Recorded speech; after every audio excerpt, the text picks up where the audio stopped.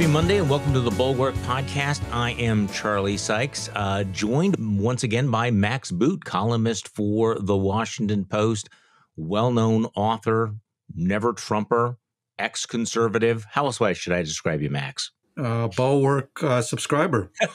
even better. So we should give people a little bit of a warning. It's raining here in Wisconsin, so that means the dogs are in the house. So you may hear dogs in the background.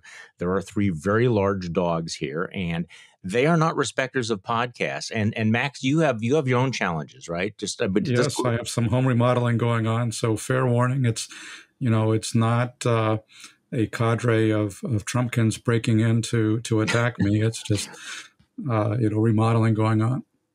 Well, as we open up the podcast today, we have the Senate slouching towards passing the infrastructure bill. They're delaying it. I think the last thing I saw was that they may be voting like at 3 a.m. on Tuesday or something, but apparently it's going to pass based on the votes we had over the weekend. Meanwhile, latest developments down in Florida, where Ron DeSantis is digging in his heels, blaming disease-infested and infected immigrants for all of his problems. Certainly not his own policies, but of course, he continues to wage his war against mask and vaccine mandates. But he's getting some pushback.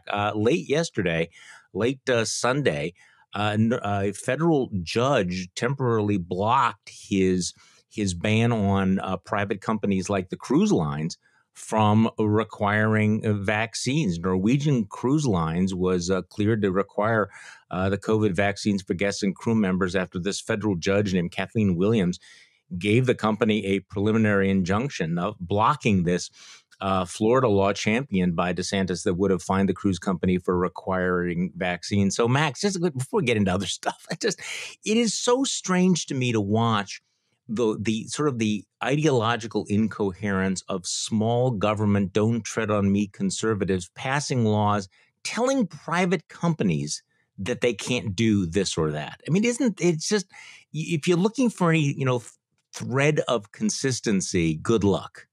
It's just, craziness across the board, Charlie. I mean, it's interesting to compare and contrast the 2 news developments that you mentioned. The first one, of course, being the Senate on track to pass an infrastructure bill with a lot of Republican votes. Something like 18 Republicans, I think, voted to end the filibuster, and Mitch McConnell among them. And so it's possible to say, based on that, and some people have, David Brooks, for example, made this argument last week in the New York Times saying, well, there's actually this more responsible Republican Party out there that is willing to legislate, that is willing to engage in bipartisan compromise. And, it is true that there are, people on the Hill who are still kind of old-fashioned Republican legislators. And, the ability to pass, $550 billion in new spending is something that is attractive to them, especially when they're not forced to sign off on tax hikes or spending cuts to pay for it. But if you actually look at what is the true face of the Republican Party, is it these 18 Republicans in the Senate who are willing to pass an infrastructure bill, or is it crazy Ron DeSantis basically saying no mask mandates, no vaccine mandates, any measure to try to curtail the worst pandemic in a century is an infringement on civil liberties? I mean, it's just sheer nuttiness. And I think that is the true voice of the Republican Party today. And I imagine you would agree. DeSantis is very popular. He's positioning himself for a potential run for the Republican presidential nomination if Trump doesn't run. And he's doing it based on his record of basically doing as little as possible to fight this deadly pandemic, which has killed over 600,000 Americans. And for some reason, that is appealing to Republicans. I mean, what does that say about the state of the Republican Party today? Well, you used the word the nuttiness of it, and on one level, it is completely sort of crazy. You have Rand Paul out there with a video telling people that they ought to resist these CDC guidelines, but on the other hand, it's quite intentional, and it's very much a conscious decision on Ron DeSantis's part that this is the way he's going to build his presidential run, is by turning the coronavirus into a culture war, and really up until recently, it's been working for him. I mean, it's been a successful political strategy given the given the tribal nature of conservative politics, right? I mean, and now he's sort of stuck. I mean, this is part of the problem. When you light the culture war fire, bonfire, and it rages out of control, it's too late to say maybe that was a bad idea. So he's kind of stuck now, isn't he? He is stuck, and I think what he and other Republican leaders are finding is that after a year and a half of trashing the CDC, calling Dr. Fauci a criminal, saying you should not listen to any public health guidance, they're kind of screwed right now in trying to get people to vaccinate. I mean, when Ron DeSantis says that vaccine passports are an infringement of liberty, and of course you have the more extreme Republicans like Marjorie Taylor Greene and others who are saying that vaccine passports are like the Holocaust. When ordinary Republicans hear that, a lot of them, what they're hearing is not vaccine passports are bad. What they're hearing is vaccines are bad, which is why you have such a low vaccination rate among Republicans. I mean, that's the primary reason why 40% of the country, of the adults, 40% of the adults in this country still have not gotten a single shot. The largest group of that is Republicans who are just convinced that, vaccines are some kind of deep state conspiracy, even though you can easily imagine a different narrative where they say, this is the Trump vaccine. Trump, started Operation Warp Speed. I'm going to get it. If it's good enough for my Uber leader, Donald Trump, I too should get vaccinated. But no, that's not the message. The message is don't listen to the CDC. Dr. Fauci is a criminal. Vaccines are a deep state conspiracy. So no wonder you're having so much unnecessary hospitalization and dying going on right now in the red states. It's a tragedy, but it's a tragedy of Republicans' own making. It is, and I have to admit, Amanda Carpenter has a great piece in the Bulwark today where she's basically saying she's suffering from compassion fatigue, kind of fed up with this vaccine hesitancy or refusal. I do think we're sort of beyond the point of thinking, what argument should we use? What inducement should we use? At some point, look, society has to protect itself. The people who, are still vulnerable, including millions of children who cannot be vaccinated, need to be protected. And that's going to require, I think, a more robust, and I think you agree with me on this, more robust requirements of proof of vaccination. I actually applaud the companies that are requiring vaccinations, and I don't think this is a radical infringement on freedom. This is something that at one time our society understood was necessary in order to protect us against pandemics. Now, it's also true that many of the companies that are imposing this probably have workforces that are already vaccinated. But I do think that the requirements of vaccines is headed in the right direction. You wrote about this a couple of days ago, didn't you? Yeah, no, I think it's absolutely essential because, we spent 6 months on the voluntary approach trying to convince people to get vaccinated. And it worked for some, but for a lot, it just is not working. We're still seeing 40% of the adult population has not gotten a single shot. That's why the Delta variant is on a rampage. That's why cases and hospitalization levels are skyrocketing, especially in places with low vaccination rates. We cannot keep making logical and reasonable arguments to people who will not listen to reason. We need vaccine mandates. And should not be something that is, this is not new or radical. It goes back to George Washington in 1777, mandating smallpox inoculations for his troops.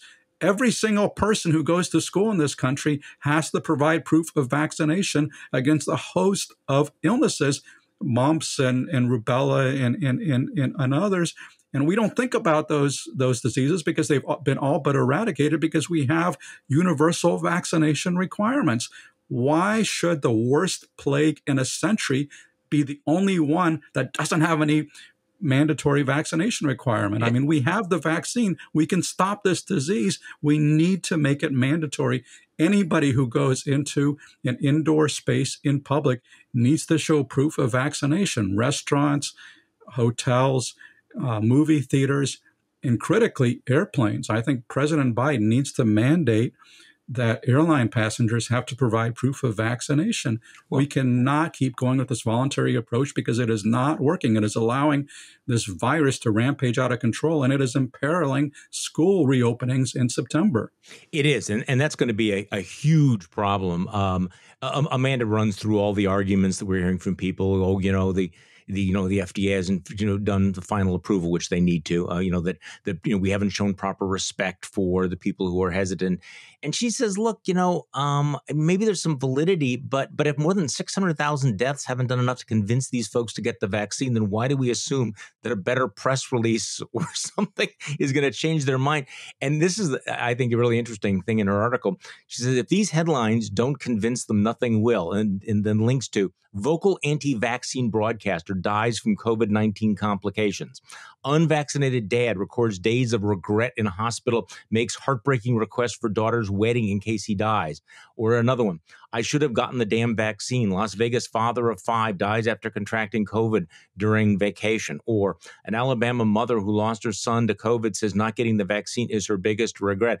These stories are, and I'm not being ghoulish, but I mean, they're heartbreaking and they're tragic. But if these stories don't convince people, I don't know what would, right? I mean, they're not going to convince people. And I see people like Marco Rubio on Twitter saying, provide people the information and they'll make the right decision. Well, they're not making the right decision. And we do not take this voluntary approach with a lot of other public health threats. Do we say like, we'll present the dangers of smoking. And then if you want to smoke indoors in public, it's up to you. Or we present information on the dangers of drunk driving. And then if you want to get loaded and get in the car, it's up to you. No, we do not give people the choice to endanger other people's health. We make it mandatory that you have to take certain steps to protect society. And we have to do that in the case. Again, this is the worst pandemic in a century. We have to act when we have the ability to stop it.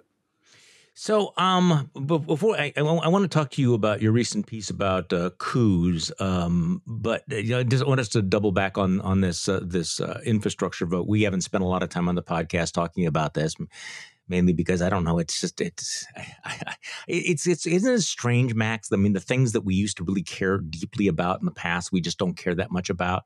I think the reality is people didn't actually care that much about it in the past. That's why it didn't get done, because people enjoy the culture wars because that's a more fun thing to get worked up about, because it's hard to get worked up about, spending on bridges and roads. Yeah, no, by the way, I completely agree with your point about that DeSantis is really the face of the Republican Party right now, as opposed to the 18 senators. On the other hand, I do think it is kind of interesting that on this vote, Trump and the Trump allies have gone all in trying to bully Republican senators not to support this bipartisan compromise, threatening them with defeat, threatening them with primaries. And as far as I can tell, based on the votes over the weekend, they have managed to shake loose not one Republican senator, which is like, interesting moment that none of the bullying, none of the threats has had any effect whatsoever. And that's got to be kind of frustrating down in Mar-a-Lago. I mean, I wouldn't read too much into the independents. That's what I was going to say. I wouldn't read too much into it because this is not an issue that Trump voters actually care about. You can see on the issues they care about, like the big lie or the January 6th attack, you're not going to see a lot of Republicans on the Hill willing to break with Trump over that. Infrastructure, nobody really thinks they're going to be defeated in a primary because they voted for the infrastructure bill. No, and I think that's a good point. It is interesting. There was always this line that I think people had a hard time recognizing, that you were allowed as a Republican to cross Trump as long as it was one of these public policy issues. Where you cannot cross him is on the culture war or on his his own legal problems. So I have to admit that I am still somewhat obsessed with Tucker Carlson's visit to Hungary and his claim that Hungary is freer, more free than the United States. He says, I love America. I think my country is the best in the world, but don't tell me America is more free than Hungary. And then he doubled down. He said, who's freer? If you're an American, the answer is painful to admit. I think this is Orwellian on one level, but I have to say that what he's doing is moving the so-called Overton window to make authoritarianism and illiberalism more normal for millions of conservatives. And I think people need to be alarmed. I know there's going to be people out there saying, why do you spend so much time talking? Why do you give him a platform? It's because, in fact, in the post-Trump world, there's going to come a point when Donald Trump is not the problem, but this illiberalism, this illiberalism, this authoritarianism is the real challenge. I mean, that's what we're going to be up against, and that's going to last a long time. It's not just Donald Trump's personality or his Twitter feed. It's the fact that they're feeding this beast of believing that maybe we ought to use, the state to crush liberals. Maybe we don't actually believe in democracy. And Max, you and I have known these folks have been around for a long time. They've always been there in the corners, but now they're moving into the mainstream of the right. And I think we need to sound the alarm about that. I think that's absolutely right. And I think it's a sign of something that somebody like Tucker Carlson, who I think probably doesn't believe in a whole heck of a lot other than his desire for money and fame. This is where opportunists like Tucker Carlson are going. They're migrating towards fascism because they see that's where the Republican Party is heading. I think that is a very, alarming indicator of the state of the Republican Party today. And I think that the reason for it is very simple, which is that white conservatives in America feel like they're losing power because they're losing demographically. They're, because we're going to be a majority minority nation by the 2040s. And so they feel like power is slipping away. You always hear this mantra from conservatives about how liberals have taken over every institution, media, corporations, religion, universities. They're all against this, even though, if you look at it objectively, Republicans are actually overrepresented in the Senate. They're overrepresented in the Supreme Court based on their share of the victims. They're victims, right? They feel like they're victims, yeah. And so basically, they feel like, bottom line, Charlie, they feel like white people are losing power in America, especially white rural conservative people are losing power in America, and they don't feel like they can win democratically anymore. And so now they're just going to win undemocratically if they have to. So for people who think, and there are going to be people who think, oh, come on, Max and Charlie, you guys are way over the top. You're starting off the week and you're exaggerating all of this, throwing around these words.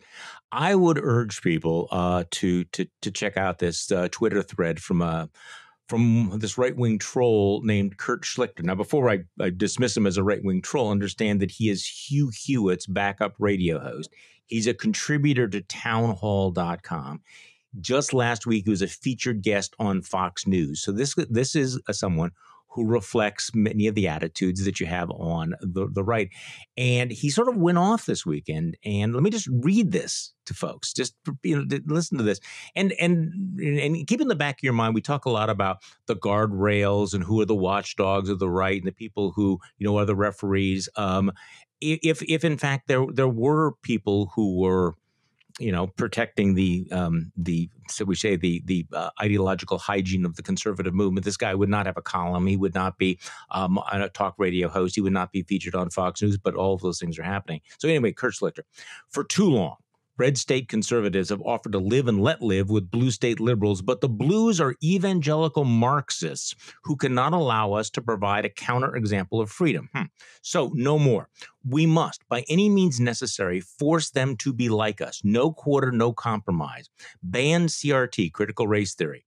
Ban Marxism and anti-American misinformation. Nationalize big tech and academia and mandate conservatism as their operational ideology. Ban leftist media and entertainment from spreading misinformation. Penalize barren, non-familial lifestyles through taxes and disqualification from political participation. Establish property and military service qualifications for voting. Increase America's carbon footprint. Ban masks. Dismantle unions. Use the law to enforce blue submission. Imprison dissenters. Force them to act against their deepest beliefs to keep their jobs.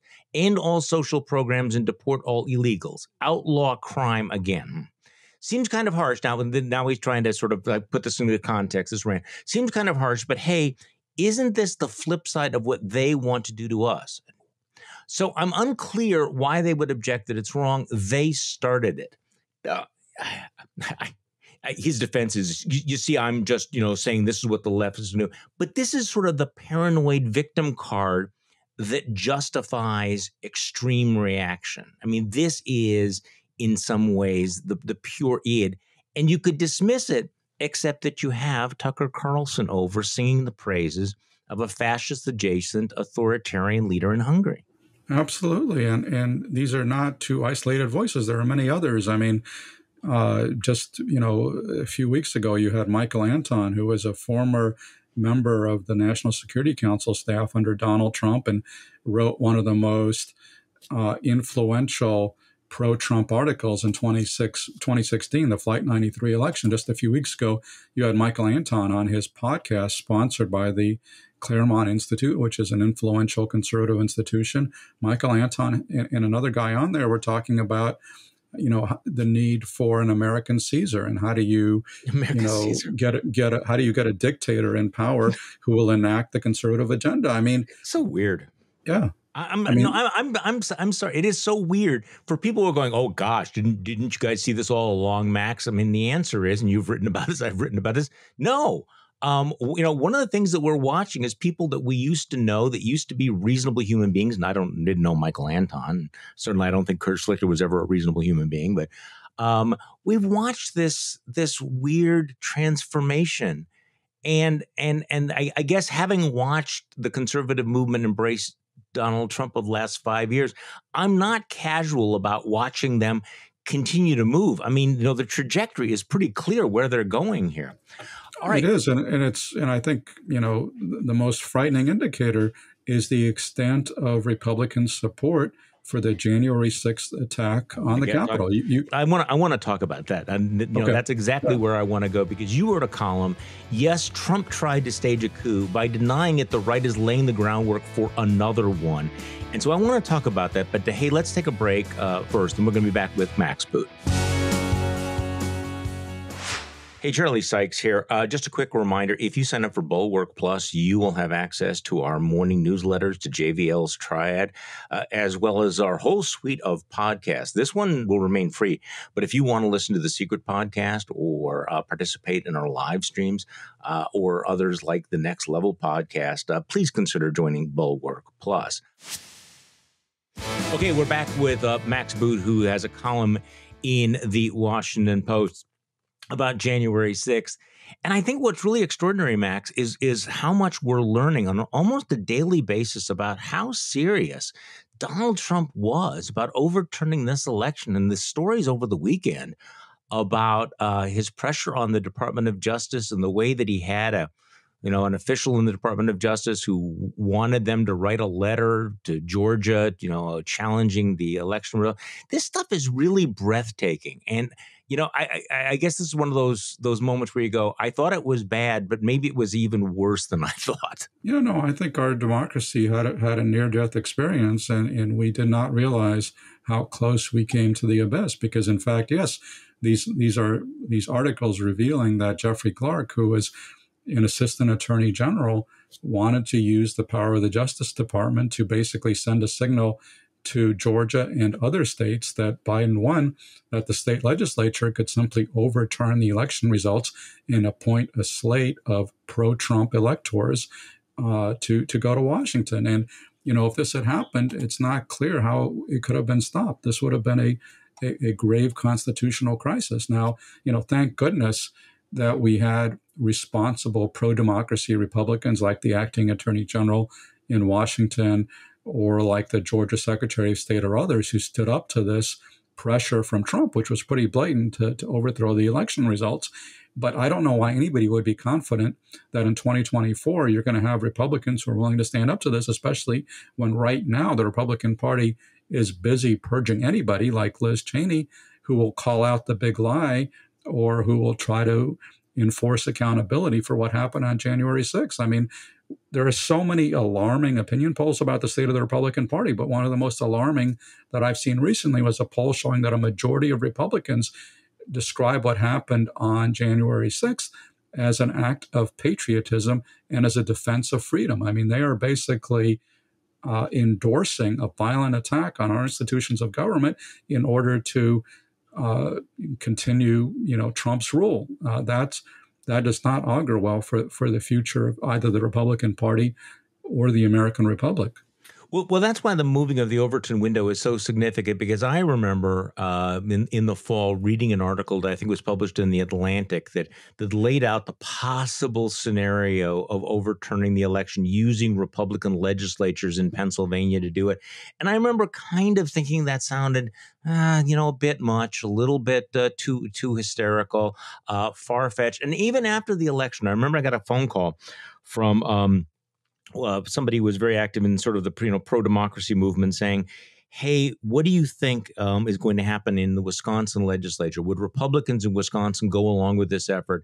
And I was pretty calm. I said, no, I don't think so. I mean, they may be, bagmen for special interest groups, but they're not going to go along with all of this. So in other words, it was unthinkable at that point. But with every passing month, as you described, these attitudes, this idea about the election, about the role of legislatures is becoming more and more normalized. The pressure from the craziest elements of the base are becoming more intense.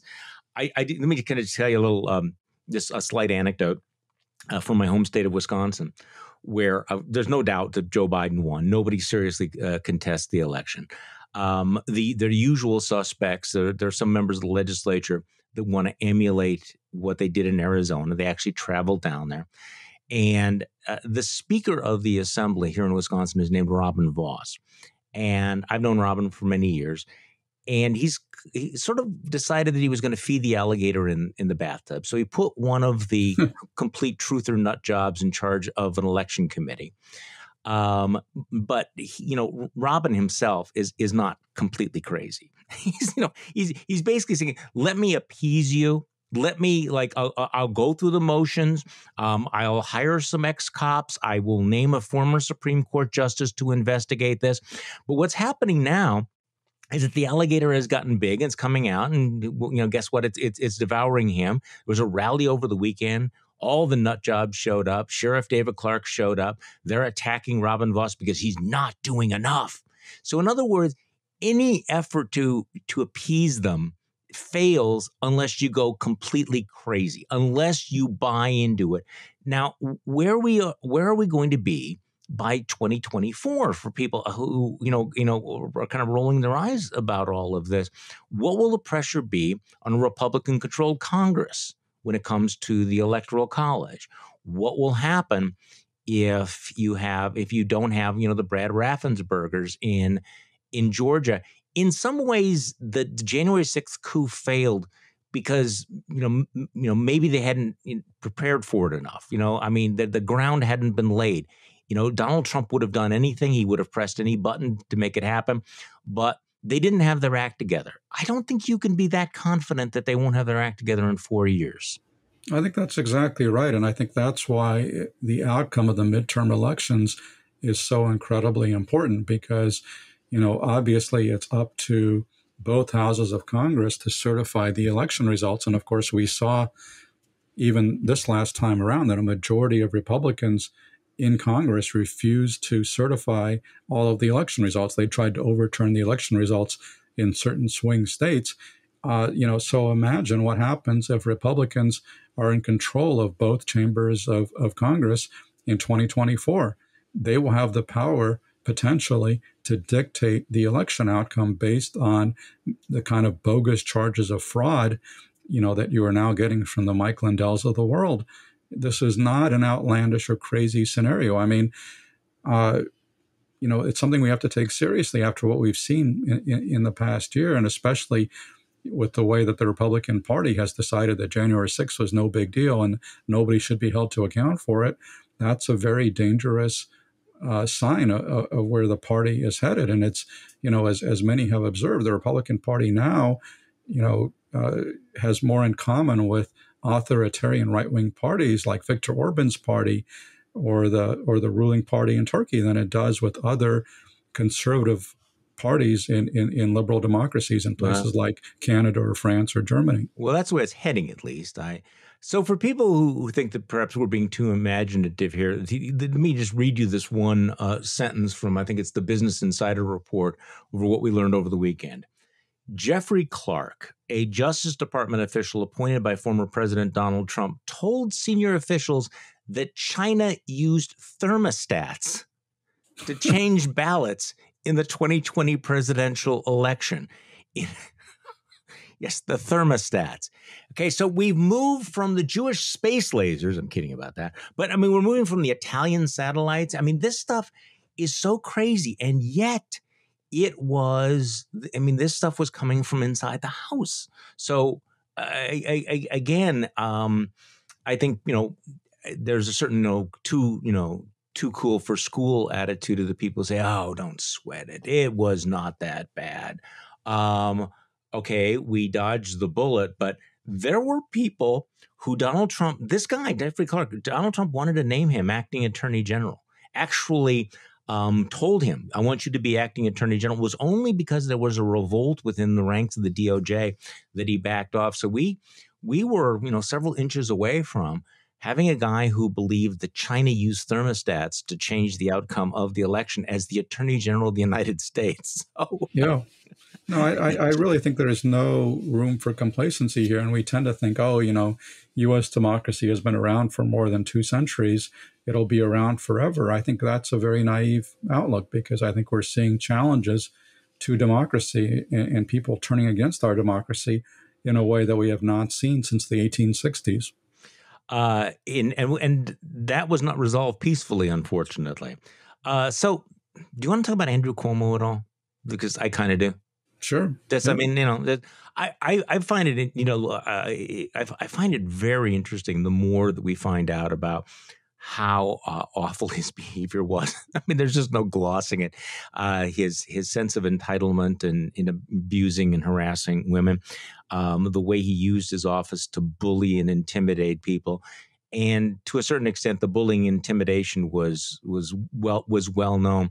But what I was really struck by was reading the account. I think it was in the Washington Post yesterday, or, I'm sorry, I read so much stuff. It's in the Post of the Times. The contrast between Cuomo's private behavior and all the things he was saying in public, that here's a guy who would come out on, have press conferences about how he was a champion for women, that he was a champion for women's rights, that he was talking about, cracking down on harassment, denouncing others. At the very same time, he was harassing women himself.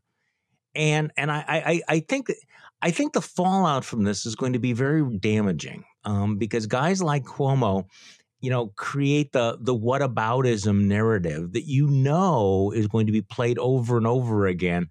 I guess the good news, and I'm really struck by it, is I don't see any Democrats anywhere defending him. Do you? I mean, it's nothing.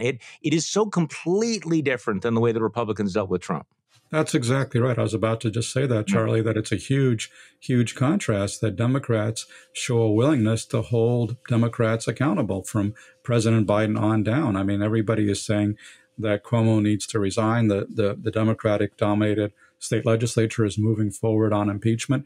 People are not saying this is fake news. They're not saying this is a plot by the right. They're not engaging in any of these kinds of excuses that people on the right routinely do for Donald Trump. And remember that Donald Trump has done so many bad things or been accused of doing so many bad things, it's hard to keep track of them all. And of course, we tend to get focused on the fact that he's been impeached twice. He's tried to overthrow our democracy. He's mishandled a pandemic, resulting in hundreds of thousands of needless deaths. And, that's just, the top line of his wrongdoing. But let's not forget, he's also been accused of sexual offenses, including sexual assault and rape by 24 women.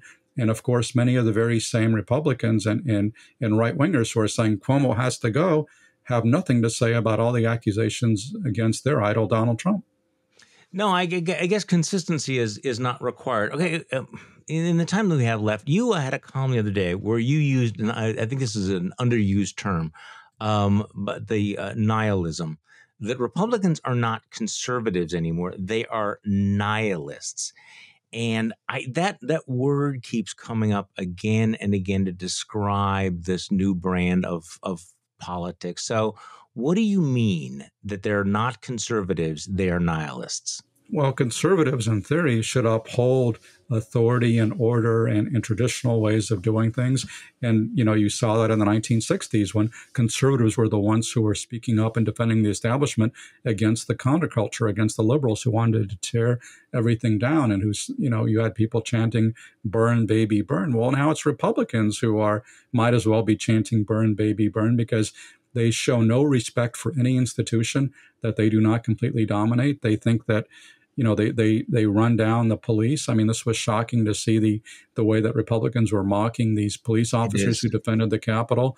But it's very similar to the way that Trump attacked the FBI, which is another institution that Republicans used to respect. Or Tucker Carlson is going after the military and calling the chairman of the Joint Chiefs a pig, and Republicans don't have any problem with that. They're going after universities, schools, media, corporations.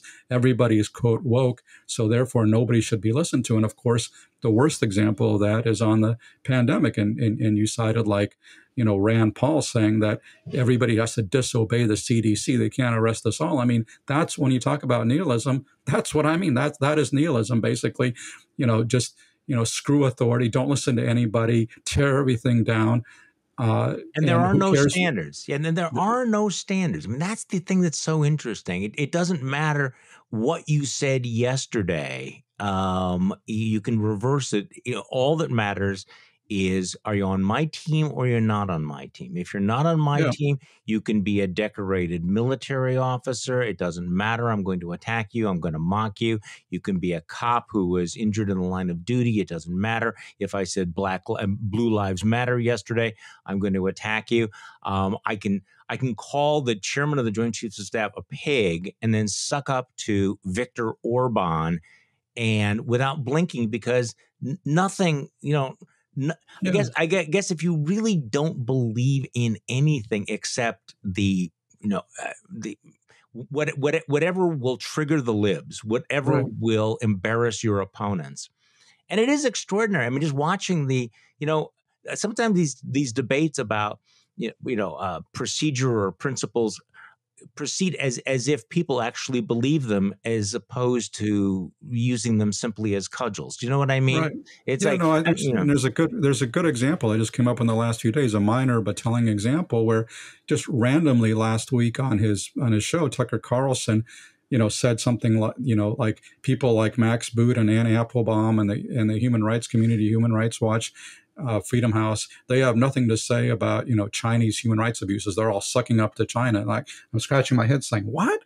When did we start sucking up to China? But then this occurs like literally the day before Tucker Carlson is sucking up to Viktor Orban, who actually is sucking up to China, who is like the most pro-China ruler in Europe. And even when Tucker did an interview with Orban, Hungarian state TV edited out the parts it's where hilarious. Tucker referred to Chinese human rights abuses. So nothing means anything. I mean, you can't take Tucker seriously when he says he's opposed to China. It doesn't matter. All he wants, in his case, all he wants, I think, is ratings. And he knows that he gets it by pushing the buttons of the far right and triggering the libs. And it's a strategy that works for him. It apparently does work for him, and Fox News is apparently comfortable with it. I suppose this is not the most important thing at all. It's sort of almost a kind of it's slightly snarky, although it's based on substance, with Tucker Carlson saying that Hungary is so much is more free than America is. He's clearly not talking about the right to keep and bear arms. Normally, a Fox News host is like all in on the Second Amendment, right? This is the most important thing in the world, and the evil left are all gun grabbers. Well, it turns out that in Hungary, which obviously does not have a Second Amendment, the gun rights are pretty shaky. They've really cracked down. So you don't want your Fox News audience to spend a lot of time talking about how Hungary is freer, or trying to convince the right wing in America that Hungary is somehow a model. If people take a look at exactly how they handle issues that they claim to care about. I guess this again is one of those things. Do you actually care about the issue, or care about the rights, or are you prepared to jettison it if it's more convenient to use it as a cudgel? And that's where we get to the nihilism here. Max Boot, thank you so much for coming on. And I didn't hear a lot of home construction behind you. I think, no dogs barking on my end, and, no pounding and construction what's on the your significance? end. What's the significance of the dog that didn't bark, though? That's right. I'm going to leave that, and people can discuss among yourselves. Max Boot, thanks for coming on. Appreciate it. Thanks for having me. And thank you all for listening to today's Bulwark podcast. I'm Charlie Sykes. We will be back tomorrow, and we will do this all over again.